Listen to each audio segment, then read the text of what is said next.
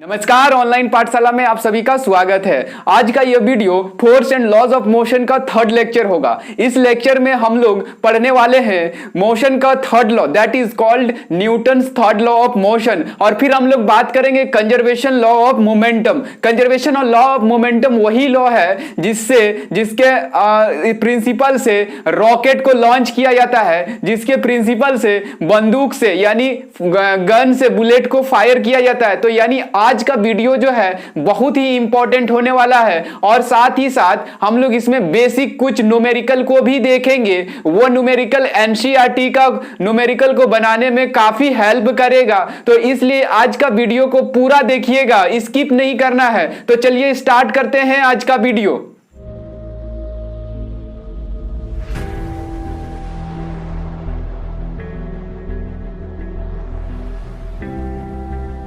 आज का लेक्चर शुरू करने के पहले सबसे पहले हम लोग देखेंगे जो प्रीवियस वीडियो में जो हम लोग देखे थे, दैट मींस प्रीवियस लेक्चर में जो हम लोग देखे थे कि फोर्स का जो फॉर्मूला आया था, force equal to M into A. क्या आया था? M into A. तो ये था फोर्स का बेसिक फॉर्मूला। अब अगर मान अब यहां से फोर्स का अगर यूनिट निकालेंगे तो फोर्स का यूनिट क्या आ जाएगा? फोर्स का एसआई यूनिट जो है, इसका एसआई यूनिट हो जाएगा। एसआई यूनिट का अगर हम लोग बात करेंगे तो ये हो जाएगा, मास का यूनिट होता है केजी और एक्सीलरेशन का यूनिट होता है आपका मीटर पर सेकेंड स्क्वायर। तो इस हिसाब से फोर्स का जो यूनिट है ये हो गया KG metre per second square. और ये जो KG metre per second square आता है इसी को हम लोग बोलते हैं 1 न्यूटन। इसी को हम लोग क्या बोलते हैं? 1 न्यूटन। जो ये जो आता है KG metre per second square, इसी को हम लोग बोलते हैं 1 न्यूटन। यही है एसआई यूनिट फोर्स का। और ये एसआई यूनिट और ये इसको हम लोग किससे इस एसआई यूनिट को हम लोग न्यूटन भी बोलते हैं। न्यूटन वही साइंटिस्ट है जिन्होंने फोर्स के बारे में बहुत सारा लॉज दिया था, इसीलिए उसका रिस्पेक्ट के लिए हम लोग इसका फोर्स का यूनिट को न्यूटन से रिप्रेजेंटेड करते हैं। ठीक है, तो अब यहां पर सबसे बड़ा क्वेश्चन ये है कि एक न्यूटन का फोर्स कितना होता है। सबसे बड़ा क्वेश्चन क्या है कि एक न्यूटन का फोर्स कितना होता है। तो चलिए हम लोग जानते हैं कि एक न्यूटन का फोर्स कितना होता है, यानी what is 1 Newton force. What is 1 Newton force, या आप यहां पर बोल सकते हो डिफाइन 1 न्यूटन। तो अगर हम 1 न्यूटन को डिफाइन करते हैं तो देखिए इसका फॉर्मूला को देखिए, यहां पर F इक्वल टू क्या हो गया? M A. तो अगर मान लेते हैं if M equal to 1 kg होता है, M इक्वल टू क्या हो जाता है? 1 kg। और एंड ये A इक्वल टू हो जाता है 1 मीटर पर सेकेंड स्क्वायर। यानी हम क्या कर रहे हैं कि मास को जो है 1 kg ले रहे हैं और एक्सीलरेशन जो है 1 मीटर स्क्वायर ले रहे हैं। तो यहां से जो फोर्स में अगर इसका वैल्यू पुट करेंगे फोर्स का फॉर्मूला में, तो ये हो जाएगा 1 kg into 1 metre per second square. तो ये मिलके क्या हो जाएगा?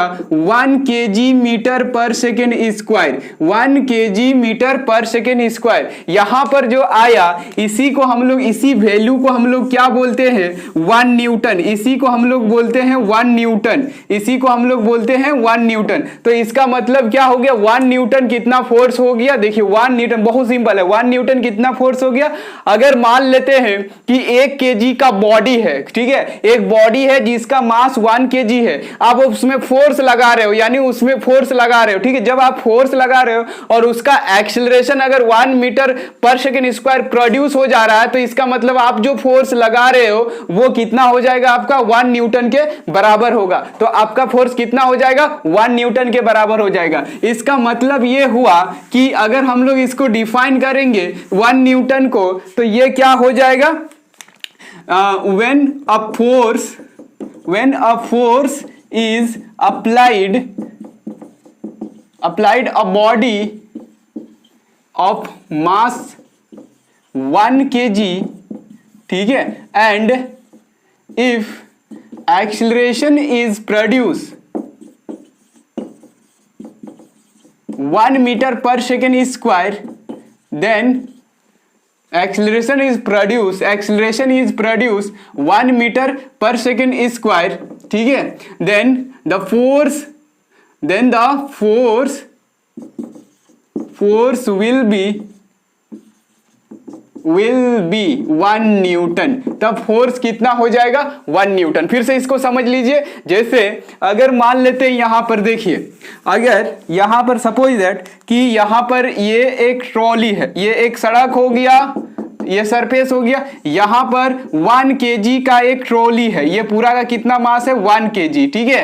अब यहां पर कोई बंदा जो है इस पर खड़ा होकर इस पर फोर्स लगा रहा है, ठीक है, कोई बंदा इसको धक्का दे रहा है इस डायरेक्शन में, और इस डायरेक्शन में धक्का फोर्स दे रहा है, जिसके कारण क्या है कि ये जो एक्सीलरेशन है इस बॉडी में, इस सिस्टम में एक्सीलरेशन A इक्वल टू क्या हो जाएगा आपका 1 मीटर पर सेकेंड स्क्वायर। आप फोर्स लगा रहे हो 1 केजी वाला मास को, 1 केजी वाला सिस्टम को, और फोर्स लगाने से क्या है acceleration 1 metre per second square आ जाता है। तो इस कंडीशन में क्या हो जाएगा, फोर्स जो आप लगा रहे हो वो किसके बराबर हो जाएगा 1 न्यूटन फोर्स के बराबर हो जाएगा। वो किसके बराबर हो जाएगा 1 न्यूटन फोर्स के बराबर हो जाएगा। चलिए अब हम लोग बात करते हैं proof of Newton first law of motion. Newton का फर्स्ट लॉ ऑफ मोशन जो हम लोग प्रीवियस लेक्चर में पढ़े थे, अब हम लोग उसको प्रूफ करेंगे। तो ये जो लॉ हम लोग प्रूफ करेंगे इसका सेकेंड लॉ से करेंगे, यानी न्यूटन का सेकेंड लॉ ऑफ मोशन से हम लोग फर्स्ट लॉ ऑफ मोशन को प्रूफ करेंगे, ठीक है। तो चलिए स्टार्ट करते हैं। तो सबसे पहले आपको यह जान लेना चाहिए कि न्यूटन का फर्स्ट लॉ ऑफ मोशन होता क्या है। तो न्यूटन का फर्स्ट लॉ ऑफ मोशन है ना, from first law of motion, first law of motion, first law of motion से हम लोग को यह पता है कि अगर बॉडी पर कोई भी एक्सटर्नल फोर्स ना लगे, यानी कोई भी एक्सटर्नल अनबैलेंस फोर्स नहीं लगता है, तो बॉडी जिस कंडीशन में यानी जिस स्टेट में है उसी स्टेट में होगा। तो ये क्या होगा, if there is no external force is applied on body, then the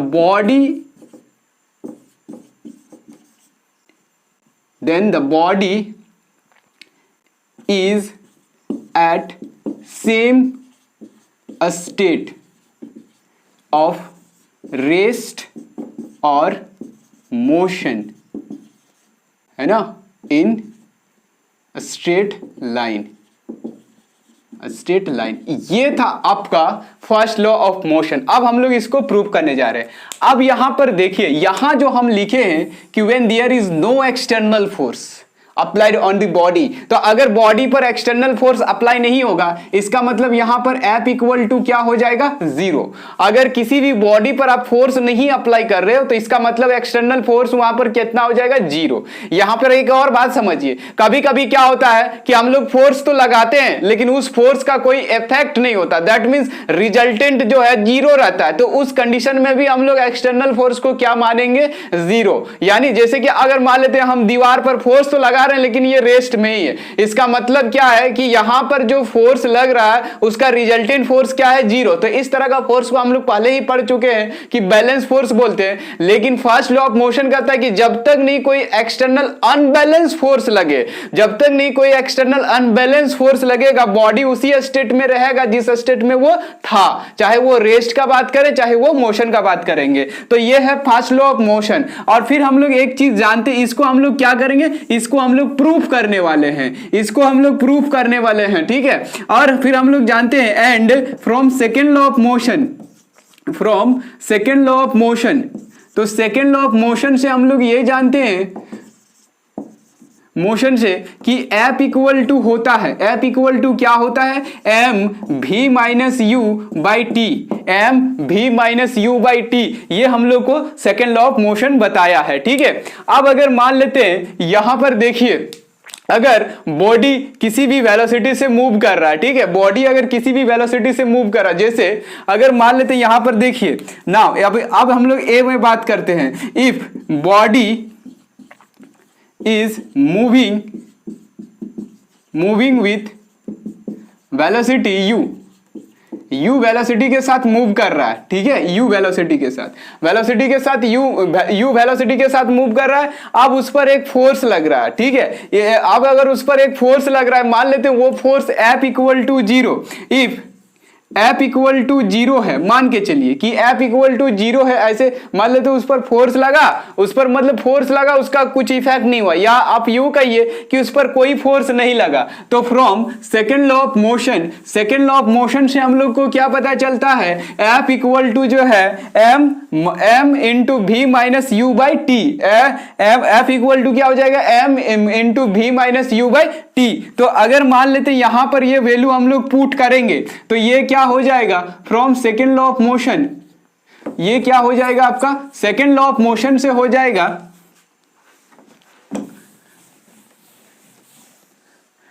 यहां पर क्या लिखेंगे, from second law of motion, second law of motion, second law of motion से हम लोग को यह पता चलता है कि F इक्वल टू जो होता है m v minus you by t. तो यहां पर इसको जीरो ले लेंगे, ये m और यहां पर ये t है और ये v माइनस यू है। तो देखिए ये वाला क्वांटिटी जो है ना, ये दोनों क्वांटिटी कभी जीरो हो नहीं सकता है, क्योंकि मास और टाइम तो कभी जीरो हो ही नहीं सकता।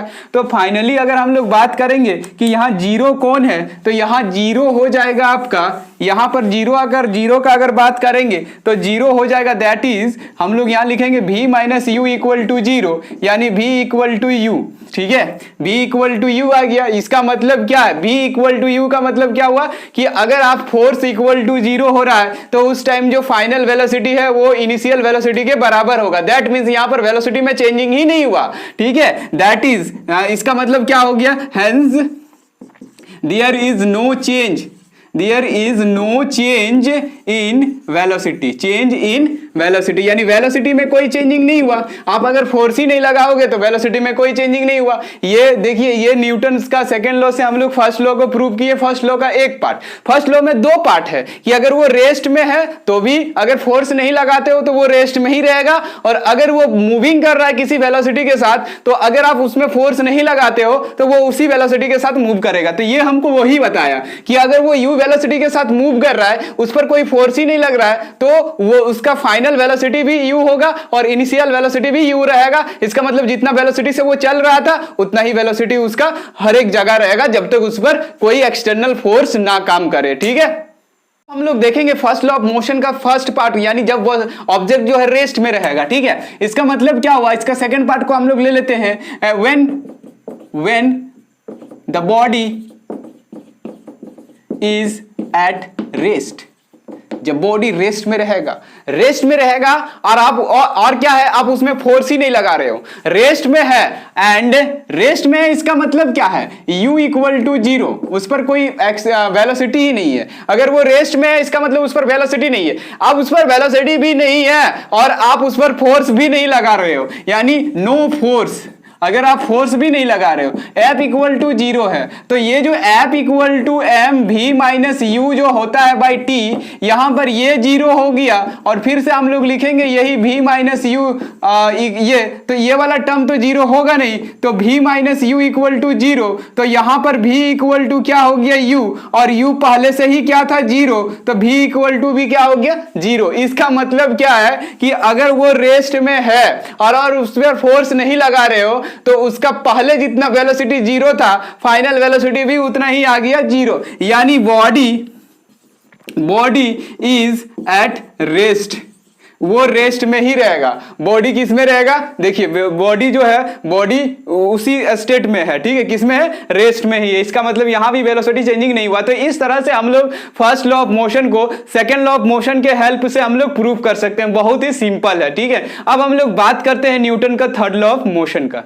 Newton third law of motion कहता है कि अगर आप कहीं भी फोर्स लगाते हो, कहीं भी, अगर आप कहीं भी फोर्स लगाते हो किसी भी बॉडी पर, तो बॉडी भी यहां पर उतना ही फोर्स लगाएगा, लेकिन बिल्कुल आपका ऑपोजिट डायरेक्शन में, यानी जिस डायरेक्शन में आप किसी बॉडी पर फोर्स लगाते हो उसका बिल्कुल ऑपोजिट डायरेक्शन में बॉडी भी आप पर फोर्स लगाएगा। दैट मींस ये क्या कहता है, जैसे यहां पर देखिए, जैसे यहां पर मान लेते हैं एक बहुत बड़ा एक ट्रॉली, मतलब एक ट्रॉली रखा हुआ है। ठीक है, एक व्हीकल है जिस पर व्हील लगा हुआ है। ठीक है, और आप यहां पर मान लेते हैं इस पर फोर्स लगा रहे हो।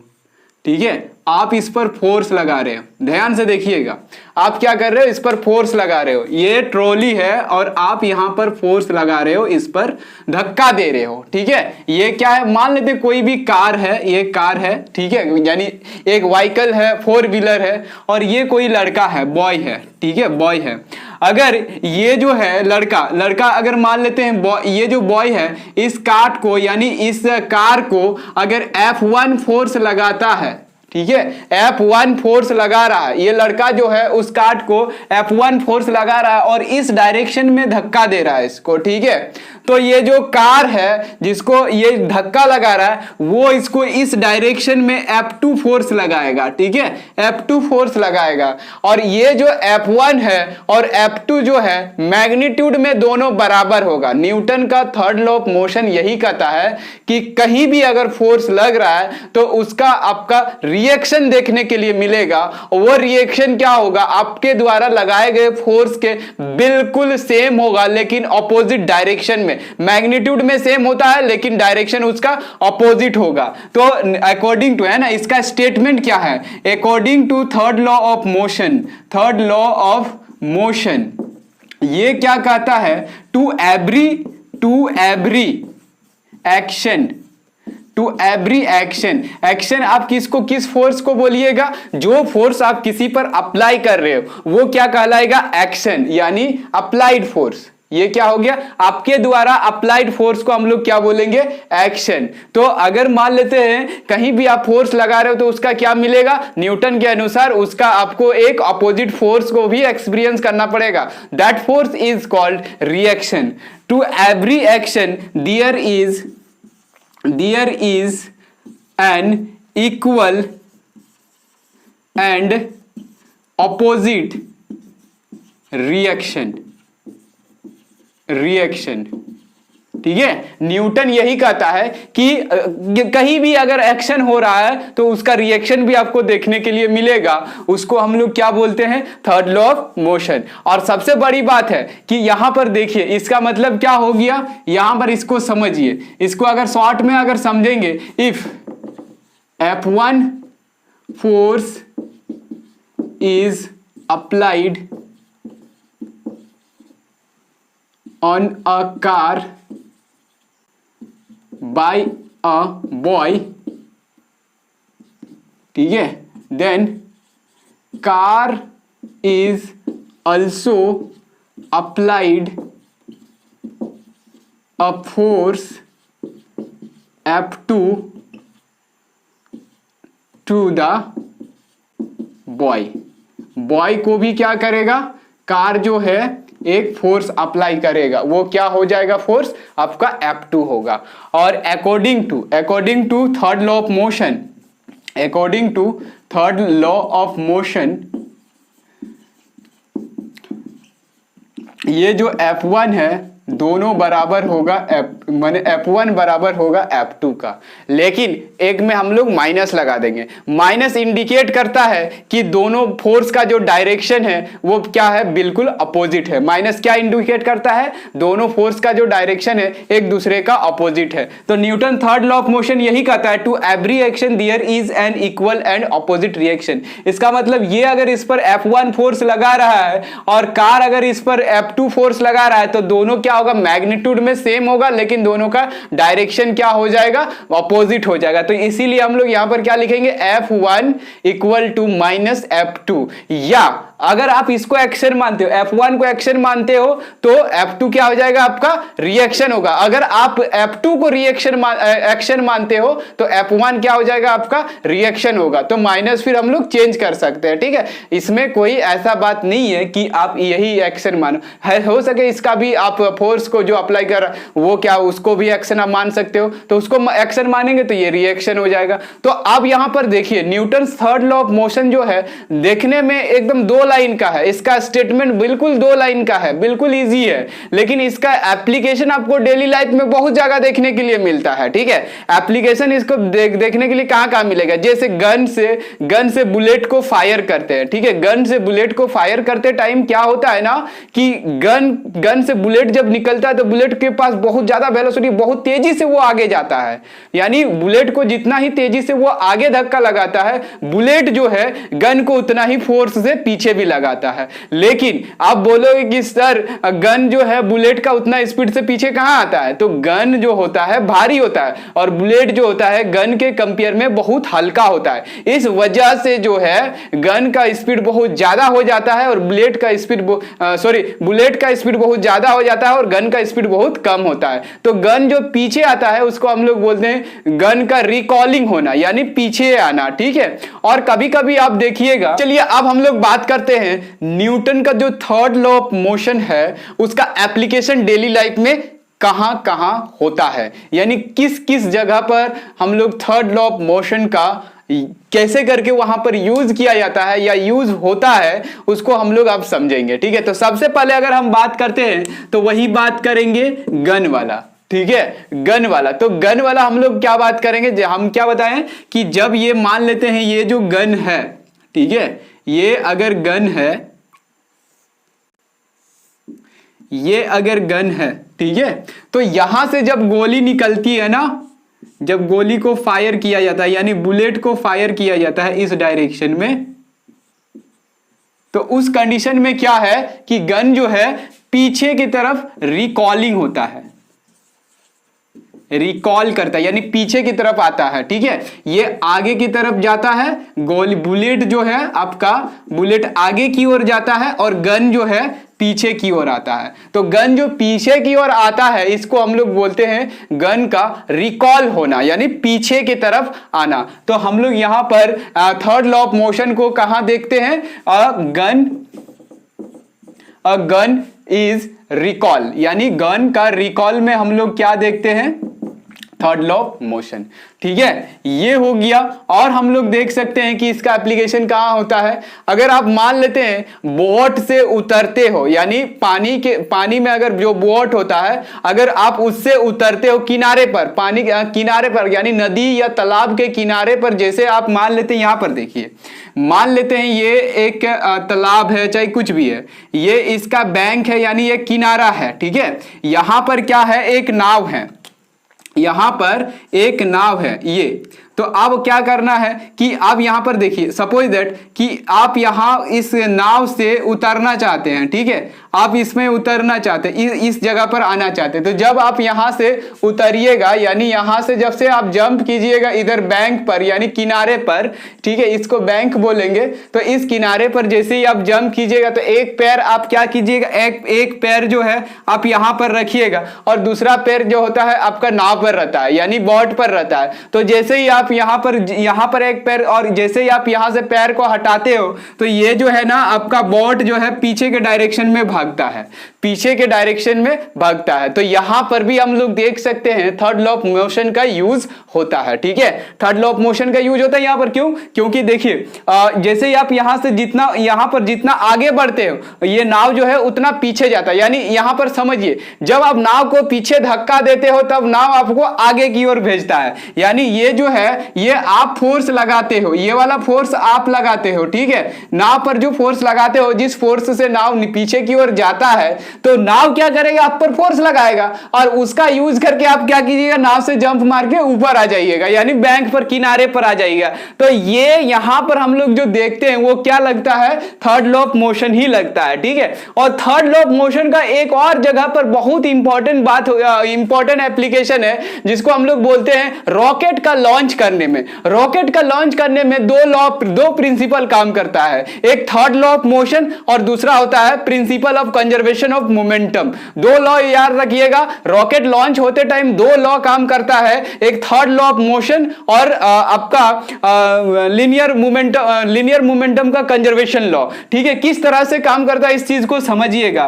तो यहां पर देखिए रॉकेट लॉन्च के time third law of motion किस तरह से यूज होता है, ठीक है। तो ये जो रॉकेट होता है कुछ इस शेप में होता है रॉकेट, ठीक है। रॉकेट जो है कुछ इस शेप में होता है, तो हम इसका कुछ ऐसे शेप बनाते हैं जिससे आपको समझ में आ जाएगा। रॉकेट कुछ इस शेप में होता है, ठीक है। रॉकेट कुछ इस शेप में होता है और रॉकेट का आधा से ज्यादा पार्ट जो है फ्यूल से भरा हुआ रहता है। आधा से ज्यादा पार्ट जो है फ्यूल से भरा हुआ है। जब रॉकेट को लॉन्च किया जाता है, यानी रॉकेट को जब यहां से ऊपर, रॉकेट को लॉन्च करना का मतलब रॉकेट को जब छोड़ा जाता है, वो उसको टारगेट तक भेजने के लिए स्टार्ट किया जाता है। तो इसमें क्या होता है, जब रॉकेट को जब छोड़ा जाता है तो क्या होता है, यहां से देखिएगा कि यहां पर जो फ्यूल रहता है, यहां पर जो भी फ्यूल रहता है वो आपको समझ में आ जाएगा। जो आगे आप पढ़ोगे, रॉकेट से रिलेटेड साइंस को पढ़ोगे तो आपको पता चलेगा कि यहां पर कौन सा फ्यूल होता है, क्या लिक्विड होता है, क्या केमिकल यूज किया जाता है, वो सारा चीज आप पढ़ेगा। लेकिन जब यहां पर इसको फ्यूल को जलाया जाता है, इस फ्यूल को क्या किया जाता है, बर्न किया जाता है। इस फ्यूल को कंबल्शन किया जाता है, यानी बर्न किया जाता है। तो बर्न करने से क्या होगा, ये जलता है। जलने से क्या होगा कि फ्यूल का जलने से यहाँ काफी मात्रा में हीट एनर्जी गैस क्या होता है, किसी चीज को हम लोग जलाते हैं तो क्या निकलता है कि बहुत सारा एनर्जी निकलता है। यानी किसी चीज को हम लोग जलाते हैं तो जलाने से क्या होता है, वो गैस का प्रेशर क्या होता है, बहुत ज्यादा हो जाता है। तो गैस का प्रेशर होने से यानी क्या, यहां पर क्या होता है, बहुत सारा आपका देखिएगा कि फ्यूल जलता हुआ निकलता है, ठीक है। जलता हुआ निकलता है और जलता हुआ फ्यूल क्या करेगा, यहां पर जो सरफेस है इसको क्या करेगा, प्रेशर यानी दबाएगा, फोर्स लगाएगा। तो जिसके कारण क्या, ये क्या करेगा, फोर्स लगाएगा इस डायरेक्शन में। इस यहां से जो फ्यूल जलता है तो इस डायरेक्शन में फोर्स लगाता है। तो इस डायरेक्शन में फोर्स लगाने से क्या होगा कि अर्थ जो है, अर्थ उस पर एक उल्टा डायरेक्शन में फोर्स लगाएगा। यानी ये अगर आप इसको एक्शन मानते हो तो अर्थ इस पर क्या फोर्स लगाएगा, उसको हम लोग क्या बोलेंगे, रिएक्शन बोलेंगे। उसको हम लोग रिएक्शन बोलेंगे, ठीक है। अर्थ जो इस पर फोर्स लगाएगा उसको हम लोग रिएक्शन बोलेंगे। तो ये जितना ज्यादा फोर्स लगाता है, यानी यहां से जो जलता हुआ निकलता है केमिकल, वो जितना फोर्स लगाता है अर्थ सरफेस पर, बिल्कुल उतना ही फोर्स उसका अपोजिट डायरेक्शन में अर्थ भी उस पर लगाता है। जिसके कारण क्या है, रॉकेट के पास बहुत ज्यादा वेलोसिटी आ जाता है। इतना ज्यादा वेलोसिटी आ जाता है कि ये जो है आपका ग्रेविटेशनल फील्ड, यानी इसके पास जो वेलोसिटी आ जाता है वो 11.2 किलोमीटर पर सेकेंड आ जाता है। कितना वेलोसिटी आ जाता है, 11.2 किलोमीटर पर सेकेंड। इसको हम लोग एस्केप वेलोसिटी बोलते हैं रॉकेट का। इतना ज्यादा वेलोसिटी आ जाता है, ठीक है। तो इतना ज्यादा वेलोसिटी आ जाता है कि ये जो ग्रेविटेशनल फील्ड होता है अर्थ का, उसको ये क्रॉस कर जाता है, यानी पार कर जाता है। तो हम लोग उसको तो बाद में पढ़ लेंगे जब ग्रेविटेशनल फील्ड पढ़ेंगे, या और भी आगे जब हम लोग रॉकेट के बारे में पढ़ेंगे तो हम लोग वहां पर पढ़ लेंगे। लेकिन यहां पर जो समझना है कि थर्ड लॉ ऑफ मोशन जो है रॉकेट लॉन्च के टाइम किस तरह से यूज होता है। तो बिल्कुल देखिए यहां पर इस तरह से, यहां को केमिकल को जलाया जाता है, वो केमिकल एक फ्यूल के फॉर्म में होता है, मतलब उसी केमिकल को हम लोग फ्यूल बोलेंगे। जब हम लोग फ्यूल को जलाएंगे तो क्या होगा, नीचे तरफ बहुत सारा थ्रस्ट पैदा होगा, थ्रस्ट प्रोड्यूस होगा। वो क्या करेगा, अर्थ सरफेस को दबाएगा, फोर्स लगाएगा, प्रेशर लगाएगा, जिसके कारण क्या है, उसका एक रिएक्शन बनेगा। एक्शन रिएक्शन पेयर बन गया। अब वो जो रिएक्शन है ये आपका रॉकेट पर लगाएगा, रॉकेट जिसके कारण क्या है, बहुत तेज वेलोसिटी से आगे बढ़ता है। तो ये इस तरह से हम लोग देखते हैं कि रॉकेट का लॉन्च के टाइम भी हम लोग थर्ड लॉ ऑफ मोशन का प्रिंसिपल को देखते हैं, यानी यहां भी यूज किया जाता है। तो इस तरह से हम लोग बहुत जगह इसका यूजेस देखते हैं। और सबसे जो मेन इंपॉर्टेंट है ना,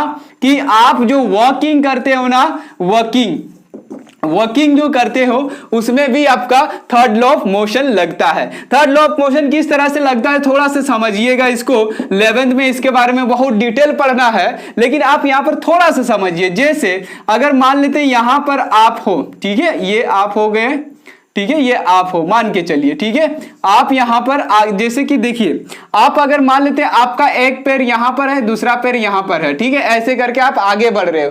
तो होता क्या है कि जब आप आगे बढ़ते हो, यानी जब आप लोग आगे बढ़ते हो, तो या हम लोग आगे बढ़ते हैं तो क्या करते हैं कि मेरा जो पीछे वाला पैर जो है ना, पीछे वाला पैर और आगे वाला पैर देखिएगा कि अर्थ सरफेस को, जैसे पीछे वाला पैर जो है अर्थ सरफेस को इस डायरेक्शन में दबाता है, इस डायरेक्शन में फोर्स लगाता है। इस डायरेक्शन में फोर्स लगाने के कारण क्या है कि मान लेते हैं यहां पर फोर्स अगर 10 न्यूटन ये लगाता है, ये जो पैर है हम लोग का पीछे वाला पैर जो है अर्थ को जो है 10 न्यूटन का फोर्स लगा रहा है, तो अर्थ भी क्या होगा, इसको किस डायरेक्शन में 10 न्यूटन से धक्का देगा, इस डायरेक्शन में अर्थ भी 10 न्यूटन से उसको धक्का देगा, जिसके कारण क्या है हम लोग आगे की ओर जाते हैं। यही कारण है कि जब कोई एथलीट जब रन अप शुरू करता है यानी दौड़ना शुरू करता है तो वो पीछे की तरफ से उसके पास एक ऐसा डिवाइस होता है, एक कुछ डिवाइस लगाया रहता है कि वो पीछे की ओर से बहुत तेजी से उसको फोर्स लगाता है, जिसके कारण क्या वो डिवाइस भी उसको आगे की ओर धक्का देता है। तो वो यहां भी क्या होता है, यानी जब हम लोग वॉकिंग करते हैं उस टाइम भी थर्ड लॉ ऑफ मोशन लगता है।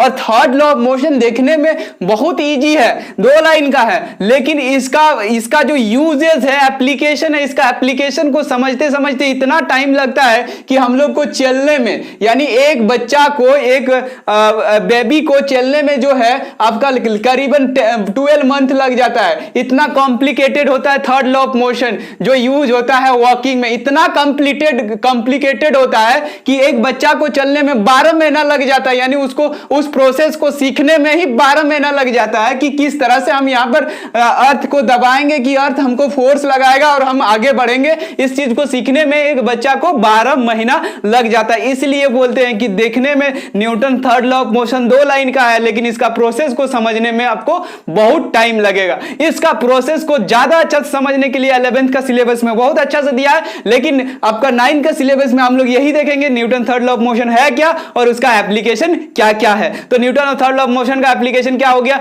वॉकिंग के time third law of motion का एप्लीकेशन यूज होता है, रॉकेट लॉन्च के टाइम होता है, फिर आपका गन रिकॉलिंग में होता है, फिर बॉट से रिबॉट होने में यूज होता है। तो इस तरह से हम लोग बहुत जगह थर्ड लॉ ऑफ मोशन का एप्लीकेशन को देख सकते हैं। अब हम लोग बात करेंगे conservation law of linear momentum का, ठीक है। अब हम लोग देखते हैं conservation law of linear momentum. Conservation law of linear momentum बोलिए या केवल आप उसको कंजर्वेशन ऑफ मोमेंटम भी बोल सकते हो। कंजर्वेशन ऑफ मोमेंटम क्या कहता है इसको समझिए। जैसे अगर मान लेते हैं कोई सिस्टम है 2 बॉडी का, या कोई सिस्टम है 2 से ज्यादा बॉडी का, ठीक है, और उस सिस्टम में दोनों बॉडी के साथ एक दूसरे का कोलिजन हो रहा है। कोलिजन का मतलब टकराव हो रहा है। तो कंजर्वेशन लॉ ऑफ मोमेंटम कहता है कि किसी भी आइसोलेट सिस्टम में, आइसोलेट सिस्टम का मतलब क्या हुआ, जैसे अगर मान लेते हैं हम यहां पर 2 बॉडी का बात करते हैं, जैसे ये ए एक बॉडी हो गया और दूसरा हो गया बी, ठीक है। ये बॉडी का जो वेलोसिटी है इस डायरेक्शन में वेलोसिटी u1 है, ठीक है, और इसका वेलोसिटी मान के चलिए u2 है।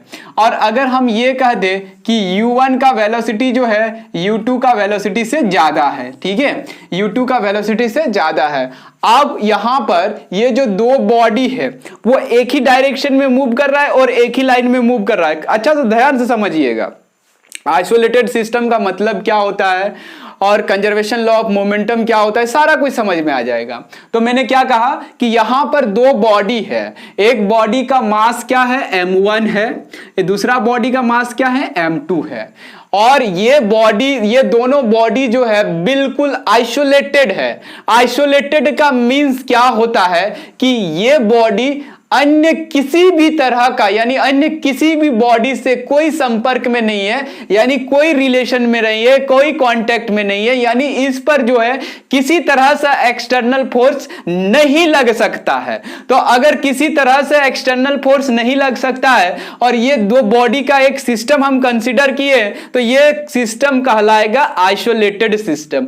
आइसोलेटेड सिस्टम का अगर एक वर्ड में समझना है तो जिस सिस्टम को आप आइसोलेटेड बोल रहे हो, जिस सिस्टम को आप आइसोलेटेड बोल रहे हो, यानी सिस्टम का मतलब क्या है, जिसमें बहुत सारा पार्टिकल्स है या बहुत सारा बॉडीज है, मोर देन वन बॉडी है, तो उसको हम लोग क्या बोलेंगे, सिस्टम ऑफ पार्टिकल या सिस्टम ऑफ बॉडी बोलेंगे। तो ये मान लेते हैं कि एक सिस्टम ऑफ बॉडी है, इसमें 2 बॉडी है, ठीक है। तो ये आइसोलेट हो जाना का मतलब क्या होता है, बाहरी दुनिया से कोई नाता नहीं रखना। एक लाइन में समझ लीजिए, बाहरी दुनिया से कोई नाता नहीं, यानी इस पर प्रेशर का कोई इफेक्ट नहीं आएगा, एक्सटर्नल प्रेशर का, एयर का कुछ नहीं आएगा, इस पर कोई बाहर से फोर्स नहीं लगाएगा, तब जाके ये आइसोलेटेड कहलाएगा, ठीक है। तो मान के चलिए ये 2 बॉडी का एक सिस्टम है। तो ये कंजर्वेशन लॉ ऑफ मोमेंटम क्या कहता है कि इस कंडीशन में देखिए, अगर मान लेते ये इसी सीधा लाइन में चल रहा है, ठीक है, एकदम सीधा, ऐसे इसी डायरेक्शन में, इसी लाइन पर ये दोनों मूव करेगा, ठीक है। तो अब यहां पर क्या बताए हैं कि ए का जो वेलोसिटी u1 है, बी का वेलोसिटी u2 है। अब हम लोग देख रहे हैं u1 जो है ग्रेटर देन u2 है, तो ये कहीं ना कहीं जाके टक्कर खाएगा, एकदम बिल्कुल है कि टक्कर होगा। इसका वेलोसिटी जो है ए से वेलोसिटी से कम है, तो आगे चल के कहीं ना कहीं ये टक्कर होगा। टक्कर को ही बोला जाता है कोलिजन होना। तो ये क्या कहता है कंजर्वेशन लॉ ऑफ मोमेंटम, कहता है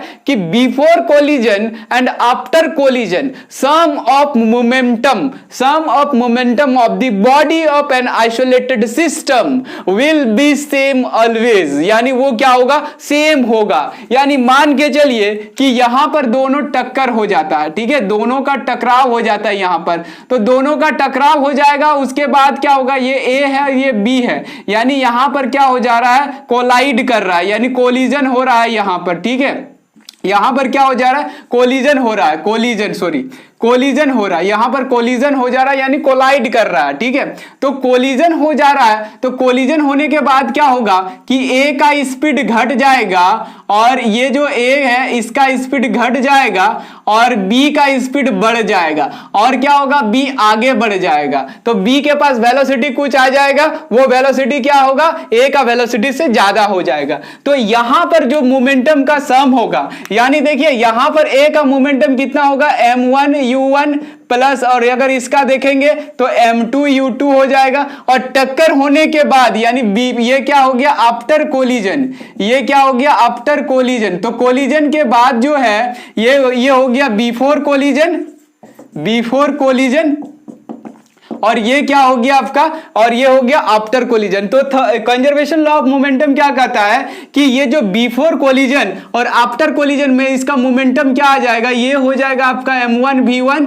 और ये हो जाएगा m2 v2। तो ये कहता है कि बिफोर कोलिजन यानी कोलिजन का पहले जो मोमेंटम का सम होगा वो कोलिजन के बाद जो मोमेंटम होगा उसका इक्वल होगा, यानी उसका सम का इक्वल होगा। यानी इसको कहा जाए कि ये वाला क्वांटिटी और ये वाला क्वांटिटी इक्वल होगा। ये क्या कहता है, कंजर्वेशन लॉ ऑफ मोमेंटम। तो कंजर्वेशन लॉ ऑफ मोमेंटम क्या कहता है, for an isolated system of two और more bodies, the sum of linear momentum before collision and after collision will be same always। इसी को हम लोग क्या बोलेंगे, कंजर्वेशन लॉ ऑफ मोमेंटम। यानी यहां पर देखिए डायग्राम से समझिए, डायग्राम से क्या समझना है, यही डायग्राम से समझ लीजिए कि ये वाला जो टर्म है यानी m1 u1 plus m2 u2 equal to हो जाएगा m1 v1 plus m2 v2। तो ये वाला ये जो टर्म आया ना, ये आ गया sum of linear momentum after collision, और ये हो गया sum of linear momentum before collision. इसका मतलब ये हुआ कि उस सिस्टम का जो टोटल है ना, टोटल जो मोमेंटम हो रहा है वो कंजर्व्ड है। पहले अगर मान के चलिए दोनों का सम अगर 100 यूनिट था, तो बाद में भी दोनों का सम कितना हो जाएगा आपका, 100 ही रहेगा। इसका मतलब उस सिस्टम के पास जितना कोलिजन था टकराने के पहले और टकराने के बाद, वो दोनों क्या रहेगा, 100 ही रहेगा। इसका मतलब हम लोग बोल सकते हैं इन अदर वर्ड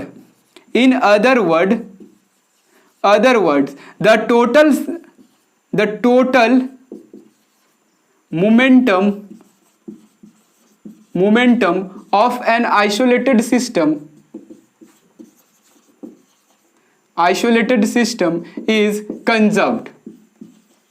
कंजर्व। और यही कंजर्व रहने के कारण इसका नाम क्या हो गया, conservation law of momentum. Conservation law of mass भी होता है तो ये अलग चीज है, लेकिन अभी हम लोग देखेंगे कंजर्वेशन लॉ ऑफ मोमेंटम। और कंजर्वेशन लॉ ऑफ एनर्जी भी होता है। तो मोमेंटम का ये समझ में आ गया। अब हम लोग इसको प्रूफ भी करेंगे, और इसका जो प्रूफ है, इसका proof third law of motion से प्रूफ किया जाता है। ठीक है, इसका मतलब हम लोग यहां पर भी बोल सकते हैं कि थर्ड लॉ ऑफ मोशन का एक और एप्लीकेशन आपको यहां देखने के लिए मिल सकता है जब हम लोग कंजर्वेशन लॉ ऑफ मोमेंटम को प्रूफ करेंगे। तो कंजर्वेशन लॉ ऑफ मोमेंटम को समझ लीजिए, यही होता है। और इसका जो मैथमेटिकली देखेंगे तो before collision total sum of momentum equal to होगा आफ्टर कोलिजन का टोटल सम ऑफ मोमेंटम। तो अब हम लोग इसको प्रूफ करेंगे। ठीक है, तो कैसे करके प्रूफ करेंगे ये देख लीजिए। अब बहुत छोटा सा इसका प्रूफ है, इसका प्रूफ को भी समझ लीजिए। ठीक है, अब यहां पर देखिए, जैसे हम तो यहां पर बोल दिए if A and B a two body are moving in a same straight line, ठीक है, with velocity u1 and u2, if u1 greater than u2 then after some time they will collide. वो क्या करेगा, collide करेगा।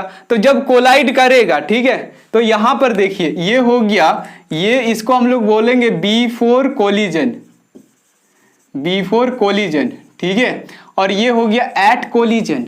यहां पर समझिए ये कोलिजन टाइम है और ये बिफोर कोलिजन है, और ये क्या हो जाएगा आपका आफ्टर कोलिजन। इसको क्या बोलेंगे, आफ्टर कोलिजन। ठीक है, तो देखिए यहां पर क्या है, अब जब कोलिजन होगा तो कोलिजन होना का मतलब क्या है, एक दूसरे का एनर्जी का ट्रांसफर होना। जैसे यहां पर हम दौड़ते जा रहे हैं, किसी को धक्का मार दिए, तो किसी को धक्का मार दिए, वो बेचारा रुका हुआ है, तो रुका हुआ, लेकिन अब जैसे हम उसको धक्का मारेंगे ना तो मेरा सारा काइनेटिक एनर्जी उस पर ट्रांसफर हो जाएगा, जिसके कारण हम रुक जाएंगे और वो बेचारा उड़ जाएगा दूर तक। जैसे गाड़ी और गाड़ी में एक्सीडेंट होता है, हेड टू हेड एक्सीडेंट, माने आप उधर से आ रहे हो बाइक से और इधर से जा रहा है कोई फोर व्हीलर, तो ऐसे अगर एक्सीडेंट होता है ना तो आपको उड़ा देता है, बहुत दूर फेंक देता है। तो वो क्या करता है, वो सारा एनर्जी आपको ट्रांसफर कर देगा, इतना एनर्जी ट्रांसफर कर देगा कि वो फुटबॉल जैसा आप उड़ जाइएगा। तो ये चीज होता है आपका यहां पर कंजर्वेशन लॉ ऑफ मोमेंटम से ही होता है। ठीक है, यानी यहां क्या होता है वो हम लोग अभी सीखेंगे। तो जब कोलिजन होता है तो क्या होता है, एक दूसरे का फोर्स ट्रांसफर करता है, एनर्जी ट्रांसफर होता है। ठीक है, यानी एक दूसरे को फोर्स लगाता है। जैसे यहां पर दोनों में कोलिजन हुआ, ठीक है, तो ए जो है ना बी पर फोर्स लगाएगा इस डायरेक्शन में, उसका नाम हम लोग क्या देंगे, बी ए, यानी फोर्स लग रहा है बी पर, किसके कारण, ए के कारण। और यहां पर क्या बोले करेगा, थर्ड लॉ ऑफ मोशन यही कहता है ना कि अगर आप किसी पर फोर्स लगा रहे हो तो आप पर भी कोई फोर्स वही फोर्स लगाएगा।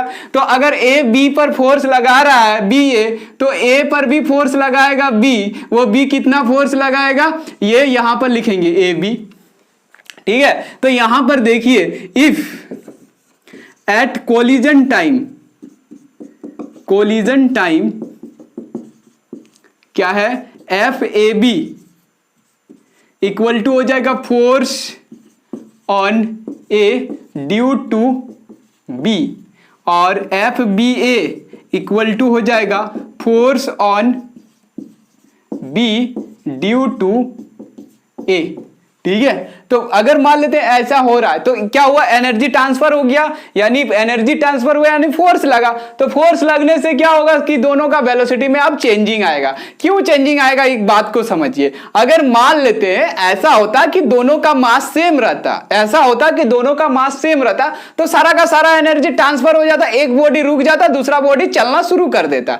लेकिन अगर बॉडी का मास इक्वल नहीं है, मास इक्वल नहीं है, सपोज दैट मान लेते हैं कि ये जो भारी है, ए जो है बी से भारी है, तो ए जो अगर बी से भारी है और ए अगर बी को, और ए जो है 100 यूनिट एनर्जी लेके आ रहा है, कितना एनर्जी लेके आ रहा है, 100 यूनिट, और बी को ठोका, तो बी को ठोकेगा यानी टक्कर देगा, सॉरी, अगर बी को टक्कर दिया तो क्या होगा, 100 में से कुछ एनर्जी वो उसको ट्रांसफर करेगा। मान के चलिए कि 20 यूनिट एनर्जी ट्रांसफर कर दिया, तो ए के पास कितना बचा, 80। अब 80 एनर्जी बचने के कारण क्या है, उसका वेलोसिटी घट जाएगा, और बी के पास पहले जो एनर्जी था अब उसमें 20 इंक्रीज कर गया, जिसके कारण बी का वेलोसिटी क्या होगा, बढ़ जाएगा। तो बी का वेलोसिटी ऑटोमेटिक यहां पर बढ़ जाएगा, लेकिन कोई जरूरी नहीं कि दोनों रुकेगा, ए धीरे हो जाएगा, बी स्पीड हो जाएगा। ठीक है, तो ये हो गया। तो अकॉर्डिंग टू, है ना, यहां पर क्या लगाएंगे, third law of motion. According to third law of motion, ये जो एफ ए बी होगा ना, इक्वल टू होगा माइनस एफ बी ए। अगर आप ए जो बी पर फोर्स लगा रहा है उसको आप एक्शन मानते हो, तो एक क्या हो जाएगा, रिएक्शन होगा। तो एक तरफ आपको क्या लगाना पड़ेगा, माइनस लगाना पड़ेगा। ठीक है, एक तरफ क्या लगाना पड़ेगा, आपको माइनस लगाना पड़ेगा। अगर ये ऐसा है, ठीक है, ऐसा हो गया। ठीक है, अब अगर मान लेते जब टक्कर होता है, दोनों एक दूसरे को फोर्स लगाता है, तो क्या होता है कि उसका वेलोसिटी में चेंजिंग हुआ। अब यहां पर जो फोर्स लगा, ठीक है, अगर यहां पर फोर्स कितना देर के लगा, 4 टाइम टी। यहां पर जो फोर्स लगा कितना टाइम के लगा, टी टाइम के लिए लगा। ठीक है, और टी टाइम के लिए लगा, और इस पर कोई एक्सेलरेशन बना, उस पर भी एक्सेलरेशन बना। तो यहां पर मान के चलिए A1 हो गया एक्सेलरेशन ऑफ बॉडी ए, और A2 हो गया एक्सेलरेशन ऑफ बॉडी बी। तो हुआ ये कि इसका फॉर्मूला हो जाएगा आपका, इसका फॉर्मूला हो जाएगा, ए पर जो फोर्स लग रहा है तो m1 a1 हो जाएगा, और इसके लिए हो जाएगा माइनस m2, और ये हो जाएगा आपका a2 हो जाएगा। तो जब ये इक्वल, अब ए का हम लोग वैल्यू पुट करेंगे, तो ए का वैल्यू क्या होगा, v1 minus u1 by T हो जाएगा, और इसका वैल्यू होगा माइनस m2, ये इसका वैल्यू हो जाएगा v2 minus u2 by T हो जाएगा। ठीक है, ये टी होगा, तो टी टी यहां पर कैंसिल आउट हो गया, टी टी कैंसिल आउट हो गया। अब यहां पर देखिए टी टी कैंसिल आउट हो गया, अब यहां पर देखिए, ठीक है, अब क्या हो गया, अब हम लोग इसको मल्टीप्लाई करेंगे, मल्टीप्लाई करेंगे तो क्या होगा, यहां पर ये हो जाएगा आपका m1 v1 माइनस m2 और v2 m1 u1 होगा, और इधर क्या हो जाएगा, minus m2 v2 plus m2 u1 हो जाएगा, u2 होगा। ठीक है, क्या हो जाएगा आपका, देखिए मल्टीप्लाई करेंगे तो ये हो जाएगा। अब यहां पर देखिए ऐसे कर दिए, अब हम क्या किए, इसको इधर ले आए, इसको उधर ले जाए, तो इधर हो जाएगा m1 v1, ये इधर आ जाएगा तो ये हो जाएगा m2 v2। ठीक है, और ये पहले से ही था m2 u1 u2, और ये वाला टर्म इधर आ गया m1, और ये क्या हो गया u1। तो देखिए ये वाला क्या आ गया, बिफोर कोलिजन का आ गया total momentum of before collision, और ये जो क्वांटिटी आया ये क्या आ गया आपका, टोटल मोमेंटम आफ्टर कोलिजन। तो यहां पर क्या हो गया, दोनों इक्वल हो गया, दोनों इक्वल हुआ ना, तो यही तो है, यही तो कंजर्वेशन लॉ ऑफ मोमेंटम है। तो कंजर्वेशन लॉ ऑफ मोमेंटम क्या हो गया, प्रूफ हो गया, conservation law of momentum proof हुआ ना, तो इसी को हम लोग बोलते हैं कंजर्वेशन लॉ ऑफ मोमेंटम, और इसका प्रूफ हम लोग किससे किए, थर्ड लॉ ऑफ मोशन से। ठीक है, चलिए अब हम लोग बात करते हैं कुछ न्यूमेरिकल, वो न्यूमेरिकल जो कंजर्वेशन लॉ ऑफ मोमेंटम पर बेस्ड है। ठीक है, तो ये क्वेश्चन चलिए हम लेके आए हैं, a bullet of mass 20 gram fired horizontally with a velocity of 150 meter per second from a pistol of mass 2 kg. Find the recoiling velocity of the gun.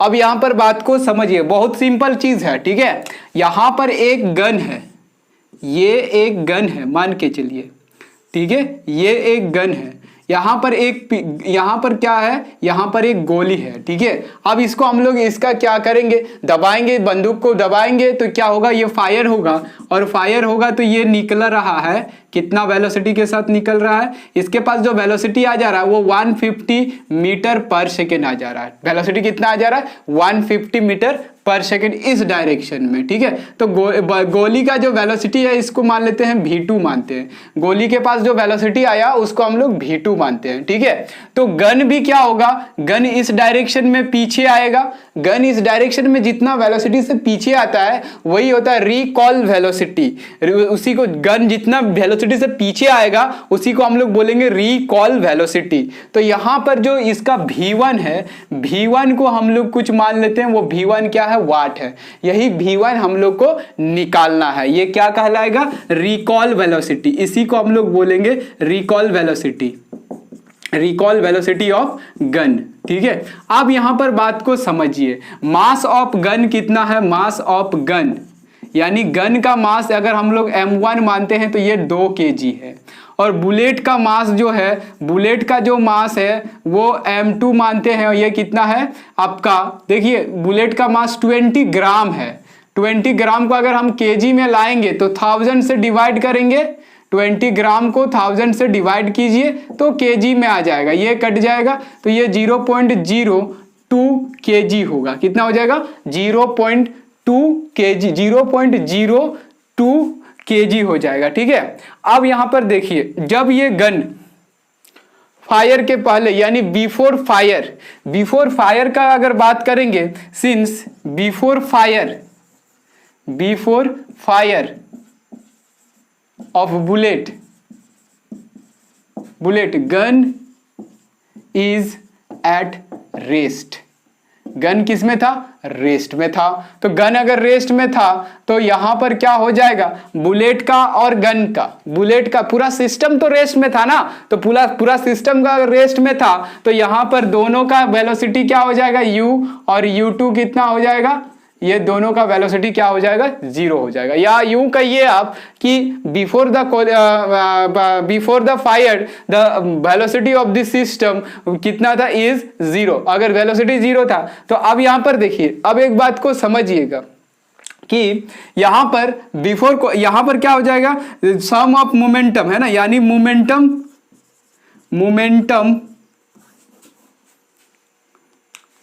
अब हम क्या करते हैं, अब देखिए from conservation law of momentum, ठीक है, ये क्या हो जाएगा m1 u1 plus m2 u2, ये हो जाएगा m1 v1 plus m2 v2 हो जाएगा। तो ये दोनों पार्ट जो है आपका 0 हो जाएगा, क्यों, क्योंकि सब u1 और u2 क्या है 0 है, इक्वल टू क्या हो जाएगा m1 v1 plus m2 v2। याद रखिए आपको जो निकालना है वो क्या है, v1 निकालना है। तो आप क्या कीजिए, इसको इधर ले आइए, यानी m1 v1 equal to minus m2 v2 हो गया, ठीक है। एक तरफ माइनस लग जाएगा, अब अगर मान लेते हैं एक तरफ माइनस लग गया, अब हम लोग वैल्यू यहां से अगर मान लेते हैं हम यहां पर निकालेंगे v1 का वैल्यू निकालते हैं v1, तो v1 इक्वल टू हो जाएगा minus m2 v2 by m1, क्या हो जाएगा minus m2 v2 by m1। तो यहां पर इसका वैल्यू क्या हो जाएगा, v1 इक्वल टू हो जाएगा, ये जो है मास ऑफ बुलेट, तो मास ऑफ बुलेट क्या है 0.2 kg into velocity of bullet तो 150 मीटर पर सेकेंड, और ये मास ऑफ द गन, तो मास ऑफ द गन यानी m1 कितना है भाई आपका, m1 होगी आपका 2 kg, ठीक है। तो ये इसको कट करेगा कितना बार में 75 में, अब 75 को यहाँ पर फिर ये पॉइंट हटाएंगे तो 2 0 लग जाएगा, ये मल्टीप्लाई हो जाएगा आपका, ये 2 से इसको अगर मल्टीप्लाई कर देंगे तो वापस क्या हो जाएगा 150, ठीक है, और नीचे क्या है 100 है, एक 0 कट जाएगा यानी 1.5 मीटर पर सेकेंड, यानी रिकॉलिंग वेलोसिटी कितना हो जाएगा, यहाँ पर देखिए v2 कितना आ गया minus 1.5 metre per second. Minus हमको बताता है कि गोली जिस डायरेक्शन में गया यानी बुलेट जिस डायरेक्शन में गया उसका ऑपोजिट में गन आएगा, इसी को हम लोग बोलेंगे रिकॉल वेलोसिटी। ये क्या हो गया recoils velocity velocity equal to क्या होगी आपका 1.5 मीटर पर सेकेंड। जब रिकॉल लिख दिए हैं तो आपको माइनस लिखने की कोई आवश्यकता नहीं है, ठीक है। अब ये जो सेकेंड न्यूमेरिकल है ये मोमेंटम पर रिलेटेड है, यानी हम लोग देखेंगे कि मोमेंटम कैसे कैलकुलेट किया जाता है। तो क्वेश्चन क्या है, what will be momentum of a stone having mass of 10 kg when it thrown with a velocity of 20 metre per second. ये बोल रहा है एक स्टोन जिसका मास 10 kg है, अगर उसको हम लोग थ्रो करते हैं, ठीक है, अगर हम लोग उसको थ्रो करते हैं 2 मीटर पर सेकेंड का वेलोसिटी से, तो उसका मोमेंटम क्या होगा ये आपको निकालना है। तो बहुत सिंपल क्वेश्चन है, इसको देखिए, ये सिंपल क्वेश्चन है, लेकिन यहां से हम लोग सीखेंगे कि मोमेंटम को कैसे कैलकुलेट करेंगे। तो यहां पर देखिए मास ऑफ द बॉडी क्या है, मास ऑफ द स्टोन है, स्टोन m इक्वल टू दिया है 10 kg, ठीक है। वेलोसिटी क्या है, वेलोसिटी दिया है v इक्वल टू दिया है आपका 20 मीटर पर सेकेंड। तो सबसे पहले आप यहां पर क्या करना है, ये दोनों को चेक करना है कि ये सेम यूनिट में है कि नहीं। सेम यूनिट में होना चाहिए, are in same unit, same unit में होना चाहिए, यानी वो अगर आपका केजी में दिया है तो ये क्या होना चाहिए, मीटर पर सेकेंड, यानी एसआई यूनिट में होना चाहिए। अगर ये ग्राम में दिया हुआ रहेगा तो यहाँ पर सेंटीमीटर पर सेकेंड भी होना चाहिए, लेकिन ज्यादातर आप क्या कीजिएगा, एसआई यूनिट में कन्वर्ट करके ही बनाना। तो हम यहाँ पर देख रहे हैं कि दोनों का दोनों एसआई यूनिट में है, तो हम लोग को कोई कन्वर्ट करने का जरूरत नहीं है। अब हम यहाँ पर क्या लिखेंगे, formula of velocity, formula of momentum लिखते हैं। तो मोमेंटम इक्वल टू क्या होता है, मोमेंटम इक्वल टू होता है mass into velocity. Mass into velocity होता है, तो मास यहां पर दिया है 10 kg और वेलोसिटी दिया है 2 मीटर पर सेकेंड, तो ये हो जाएगा 20 kg मीटर पर सेकेंड। यहां का आपका क्या हो जाएगा, आपका मोमेंटम हो जाएगा। तो जो स्टोन है उसके पास जो मोमेंटम होगा वो कितना हो जाएगा, 20 kg मीटर पर सेकेंड हो जाएगा, ठीक है। तो ये एक सिंपल सा क्वेश्चन था जिसमें हम लोग ये सीखें कि मोमेंटम कैसे कैलकुलेट किया जाता है।